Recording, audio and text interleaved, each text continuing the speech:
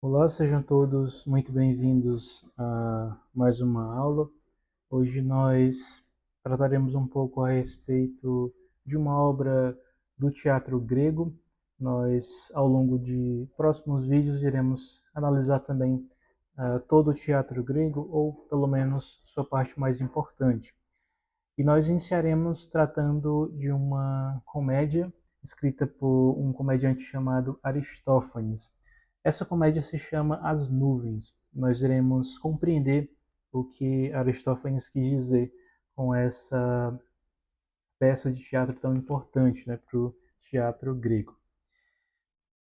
Nós veremos que os personagens dessa comédia são Strepsíades, Fidípides, que é seu filho, Sócrates, o filósofo, mas que nós veremos que ele é retratado de uma maneira bem diferente do Sócrates que nós conhecemos pelos diálogos de Platão.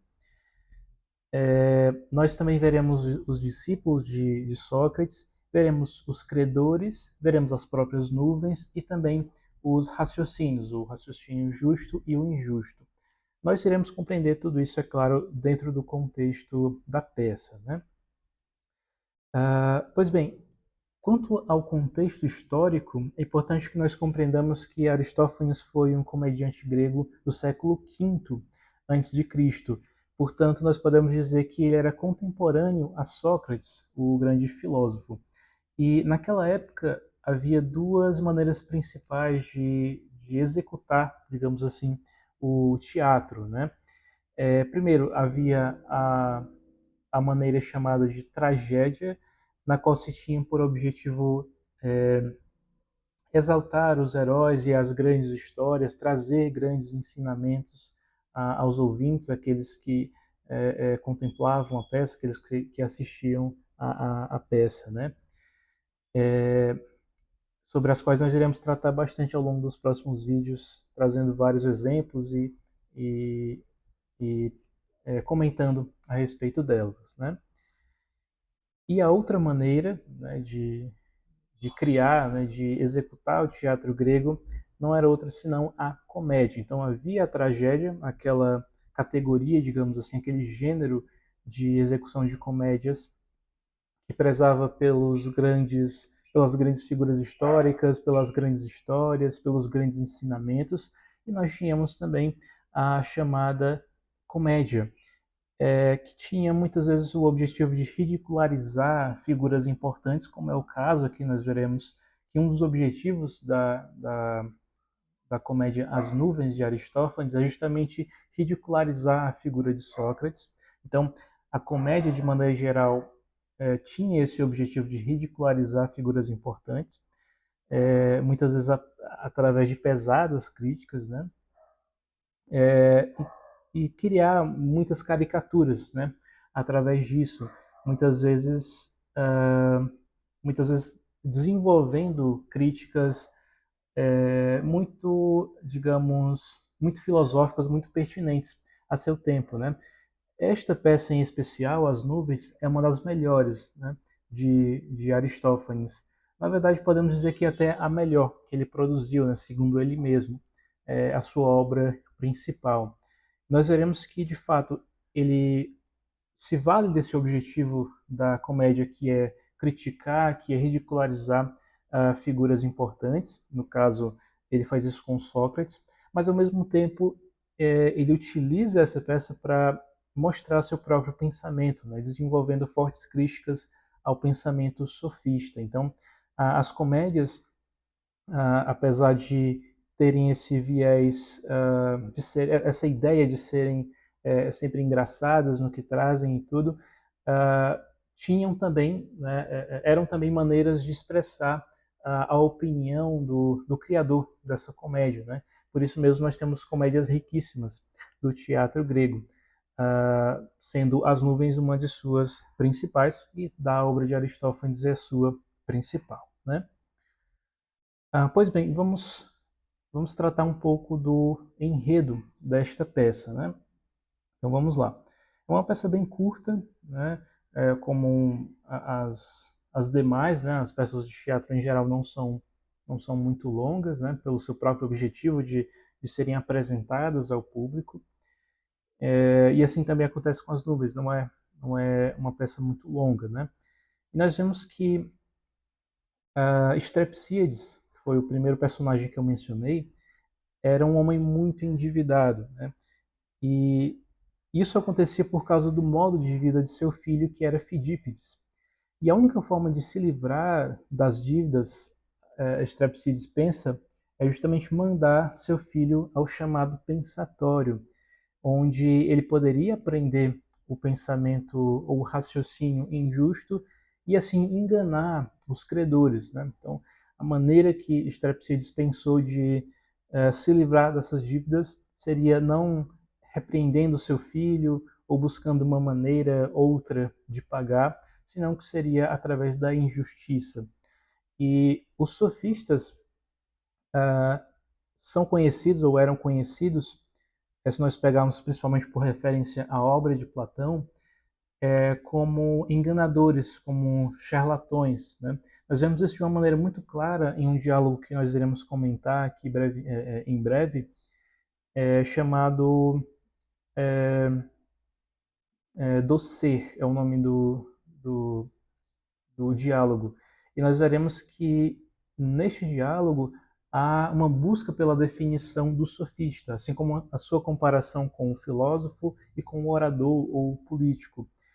E, e uma das conclusões às quais chegam Teeteto e o estrangeiro, que é um personagem que meio que toma o lugar de Sócrates nesse diálogo específico, é que os sofistas são malabaristas de palavras, são enganadores que utilizam palavras, são caçadores de jovens ricos, buscando suas riquezas através da enganação.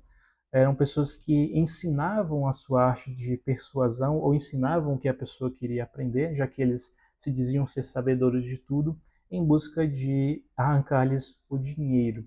Então, os sofistas tinham essa fama de charlatões ou de enganadores, né? Que nós compreenderemos melhor, tanto através deste vídeo como através da análise dos outros diálogos de Platão. Tá? Então, próximo à casa de Strepsíades havia um lugar chamado pensatório, um lugar onde os sofistas se reuniam e aprendiam ali, principalmente de uma figura chamada Sócrates, como enganar as pessoas, como se valer das palavras para enganar as pessoas, favorecendo somente a eles mesmos.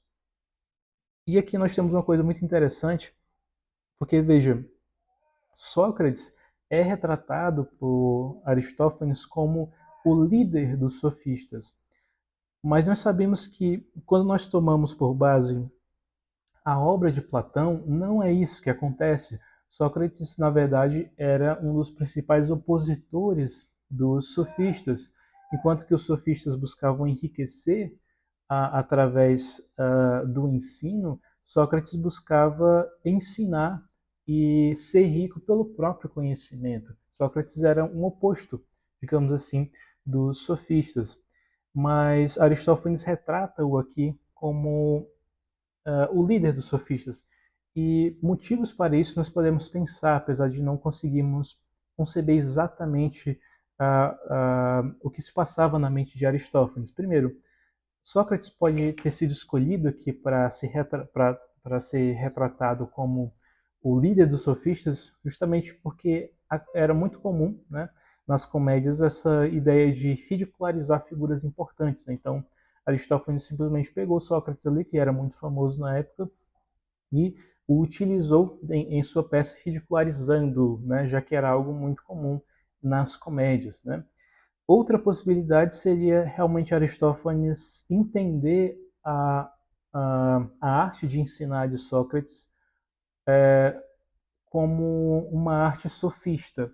Então, Aristófanes poderia entender também que, de fato, Sócrates buscava a sua própria glória de alguma maneira. Talvez ele não buscasse o seu enriquecer, mas ele buscava a sua própria glória e, de alguma maneira, ele era também um sofista. Talvez um tipo diferente de sofista, talvez não, mas era um tipo de sofista. A verdade é que não há como nós sabermos com certeza a razão pela qual Aristófanes escolheu Sócrates para ser o líder dos sofistas nesta peça. Nós sabemos, é claro, que Sócrates era o opositor dos sofistas. Isso é muito claro para a gente quando nós lemos os diálogos de Platão, né? Mas, dada essa observação, continuamos aqui com o enredo. Então, Strepsíades, entendendo que seu filho era o causador de suas dívidas, insiste que ele vá ao pensatório aprender o raciocínio injusto para enganar os credores, e assim ele não precisar pagar as dívidas. E apesar da insistência, Fidípides, o filho de Strepsíades, nega totalmente o plano do pai, que por sua vez não vê outra alternativa senão ir ele mesmo ao pensatório. Lá, chegando no pensatório, ele é atendido pelos discípulos de Sócrates, que naquele momento reclamam com Strepsíades porque Strepsíades, com o seu chamado por Sócrates ali no pensatório, acabou por atrapalhar o raciocínio deles, já que eles estavam pensando várias coisas muito importantes. E aí ele cita algumas dessas coisas importantes, como eles estavam tentando calcular o tamanho do salto de uma pulga, tentavam entender por onde que saía uh, o, o zumbido, o barulhinho dos mosquitos, várias coisas que para eles eram muito importantes, mas que Aristófanes, é claro, quer dizer através disso que eram coisas irrisórias, não tinham nenhuma importância. Eles, na verdade, ficavam ali o dia inteiro debatendo coisas vãs, que não tinham nenhuma importância, né? É isso que Aristófanes quer dizer aqui. Mas, adentrando ao pensatório, Strepsíades encontra lá Sócrates, que tenta, por sua vez, ensiná-lo, né? Ensinar essa arte da injustiça, essa arte de convencer as pessoas através das palavras. E Sócrates se mostra muito solícito nisso, inclusive, né? Mas há um grande problema aqui, né? Sócrates entende o objetivo de Strepsíades, de convencer os credores, diz que ele será capaz de fazer isso com muita facilidade, mas há um grande problema aqui, é que Strepsíades não consegue de maneira alguma aprender o que Sócrates lhe ensina. E isso acontece porque Strepsíades tem uma memória muito curta, então Sócrates lhe ensina uma coisa agora, logo em seguida ele já esquece. Isso acaba por enfurecer muito Sócrates, né? Que tenta de várias maneiras lhe ensinar a raciocinar, mas a sua memória, a memória de Strepsíades, não lhe permite tal feito, né? E Sócrates acaba por tê-lo como um caso perdido, se irrita com ele totalmente e diz que ele é um caso perdido, né? E Sócrates desiste de ensinar a Strepsíades a arte do pensamento injusto. Então, Strepsíades não tem outra possibilidade senão forçar seu filho Fidípides a aprender esse raciocínio injusto, já que ele precisava de uma solução, né, para se livrar dessa situação de dívida, né? Então, a única maneira que ele pensa, de fato, é aprender o pensamento injusto. Mas como ele não é capaz, a outra única maneira que ele pensa, o plano segundo dele, era justamente forçar seu filho a aprender. E Fidípides vai, né, obrigado, já que seu pai tenta lhe convencer de uma tal maneira, dizendo que se ele não for, ele, Strepsíades, vai lhe expulsar de casa e ele vai ficar sem nada. Então, Fidípides acaba por ser obrigado, de fato, pelas circunstâncias a ir, né? E para a felicidade do pai, né? Para a felicidade de Strepsíades, Fidípides, seu filho, passados já alguns dias, consegue de fato aprender essa arte do pensamento injusto. Essa arte tinha por deuses não os deuses tradicionais da mitologia, como Zeus, Poseidon e tal, mas sim somente três deuses, que eram as nuvens, o caos e a língua. Eram os três deuses do pensamento sofista, segundo Aristófanes. Eram os três deuses utilizados aqui por Sócrates em seu pensatório, né? E os credores, após esse aprendizado de Fidípides, eles visitam Strepsíades, que os recebe com gracejos, com zombarias, né? Porque Strepsíades estava certo que seu filho venceria a todos quando todos eles o levassem a julgamento. Então, o plano de Strepsíades era justamente que todos eles o levassem a julgamento, levassem suas causas ao juiz, e lá no tribunal ele poderia ficar tranquilo que seu filho Fidípides, agora um mestre da arte do pensamento injusto, iria convencer ao juiz e a todos que não existia dívida alguma. Então eles se dirigiam à casa de Strepsíades, os credores, e eram recebidos com gracejos, porque Strepsíades tinha certeza que a vitória era sua. Mas certo dia, os vizinhos de Strepsíades são surpreendidos por uma briga muito intensa envolvendo ele, o Strepsíades, e seu filho Fidípides. E Strepsíades vai, essa briga começa dentro da casa dele e se estende à rua. E Strepsíades começa a pedir socorro às pessoas, e Fidípides começa a contra-argumentar Strepsíades, e se justificar do que ele está fazendo, né? Essa briga começa, como eu mencionei, dentro da casa de Strepsíades por motivos muito ínfimos, né? Fidípides se sente ofendido porque Strepsíades lhe havia pedido para cantar algumas canções tradicionais da Grécia Antiga. E Fidípides se sente ofendido porque, para ele, para Fidípides, essas canções, essas tradições antigas não eram nada. Então, por conta disso, Fidípides começa a bater em seu próprio pai. E uma das justificativas que Fidípides usa, ao dizer que aquilo não era nada injusto, aquilo era justo, aquilo era uma coisa boa, é dizer que, assim como seu pai lhe batera na infância, assim também ele estava fazendo em sua velhice, né? Assim também Fidípides estava fazendo a seu pai, estando este em sua velhice. Utiliza também outras justificativas, mas a questão é que, perceba, Strepsíades buscava se valer do pensamento injusto, do raciocínio injusto, para enganar os seus credores, mas tudo isso acaba por se voltar contra ele, e acaba por sofrer violência de seu próprio filho, e seu filho não consegue, e seu filho não admite que isso é uma coisa errada, pelo contrário, se justifica através desse mesmo raciocínio injusto, de modo que Strepsíades não consegue mais contra-argumentar, né?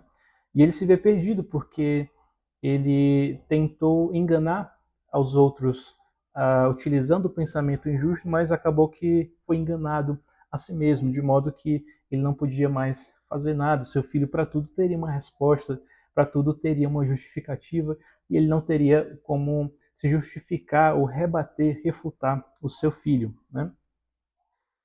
E diante dessa situação, Strepsíades, já cansado de tudo que vinha sofrendo em sua vida, sobe no pensatório, né, o lugar onde os sofistas utilizavam ali para ficar e pensar, e o destrói, ateando-lhe fogo, destruindo tudo ali, e isso serve como um pagamento à própria filosofia dos sofistas, né? Então a gente vê o, que esta obra, As Nuvens, tem principalmente dois objetivos, nós podemos sintetizar dessa forma, né? O primeiro objetivo é expor o debate entre a ideia de educação tradicional e educação sofista, e com Aristófanes tomando claramente o partido da tradição. Nós vemos isso de maneira muito clara, tanto pelo enredo, como também por alguns momentos em que a peça é interrompida e Aristófanes mesmo fala. Isso era muito comum nas tragédias, nas comédias também gregas, né? Momentos em que a ação ali, o enredo da peça parava e o próprio criador da peça falava, né, o que se chama de coro, né, o momento em que ele parava o enredo para dizer a sua própria opinião, né? Esse coro era como se fosse às vezes um interlúdio ali entre uma cena e outra, mas o fato era que às vezes alguns personagens diferentes, às vezes os mesmos, faziam essa pausa para expressar a opinião mesmo dos criadores daquela peça, né? E o segundo objetivo era justamente ridicularizar Sócrates, né? Apresentando de maneira totalmente oposta ao que é apresentado por Platão, né? Em seus diálogos, né? Então, nós percebemos que esta peça de Aristófanes é de fato importantíssima para a tradição grega em geral, para toda a tradição ocidental também, que ela levanta esse debate importantíssimo entre educação tradicional e educação sofista, entre uma educação fundamentada na realidade, em aspectos imutáveis, e uma educação fundamentada em nuvens, em aspectos que mudam a depender da forma em que estão contidas. Então, essa é a ideia de Aristófanes ao escrever essa peça. As nuvens são os deuses principais dos sofistas, porque eles não têm base argumentativa, tudo eles conseguem distorcer, visando outros fins, visando enriquecer, visando uma autopromoção. Então, tudo eles conseguem, digamos, moldar a seus objetivos, assim como as nuvens são moldáveis também. Então, essa é a ideia de Aristófanes ao apresentar as nuvens como sendo deusas, né, dos sofistas. Né? Mas, de maneira geral, a ideia dele é justamente contrapor a, a educação tradicional à educação sofista, mostrando um pouco das consequências e também das irrealidades, das contradições que há dentro da educação sofista, tá bom? Toda essa ideia de educação sofista, educação tradicional grega, nós iremos compreender de maneira mais aprofundada ao longo de nossos vídeos aqui, de nossas séries sobre obras gregas em geral, principalmente através dos diálogos que Platão escreveu. Né? Há vários e vários diálogos nos quais Platão explicita de maneira muito clara quem eram os sofistas e por que eles estavam errados, né? Mostrando o contraponto de toda essa filosofia. Mas de uma maneira muito cômica, muito clara, muito simples, Aristófanes nos apresenta esse universo de sofista e filósofo e o contraponto que há entre essas duas vertentes da filosofia. Tá? Obrigado a todos que assistiram até aqui.